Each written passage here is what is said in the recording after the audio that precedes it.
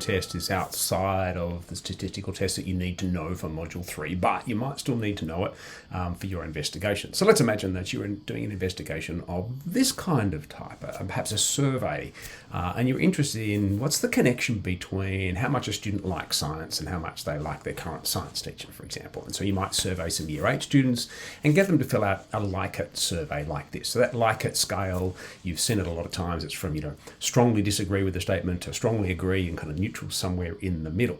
And so you get a score of 1 to 7 for each of your students' responses on that survey. And you could kind of ask yourself, how well are those connected?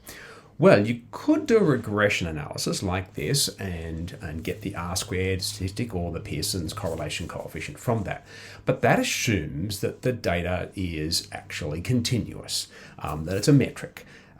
In fact, the data that you've got is ordinal. There's nothing to say that a 4 is twice as good as a 2. It's probably a non-linear scale. So it's in order. Yes, a rating of 7 is a higher rating than a rating of 6, but how much higher, we kind of don't really know.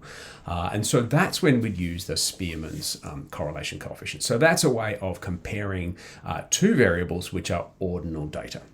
Now, Excel doesn't have a built-in spreadsheet to do that, but you can find online calculators. And the one that I found with the least number of ads and the nicest kind of summary was this one here. What I can do here is I can just copy and paste my data from my spreadsheet, which is my output of my survey that I've got. There's my kind of numbers there. And when I go into this, I need to tell it that they are ordinal variables, that it's not a metric scale, that it's an ordinal scale. So once I've done that, I've got that kind of nice. And so now I can tick my two variables. And each calculator is slightly different, and you've got to kind of work them out. But I think this is quite a nice one. And I can have a look at a whole lot of the statistics from that. But what I really want to do is I want to look at whether there is some sort of correlation. And I really want to have a high level of significance, right? So I'm going to choose a level of 0.001, and then I can come down to my Spearman correlation coefficient. I can look at the test, the summary in words, but basically the null hypothesis is there's no correlation. The alternative hypothesis is there is, so that's the same as all of our tests. I've got 24 valid cases, and I can see here my Spearman row, which indicates that they're really highly correlated.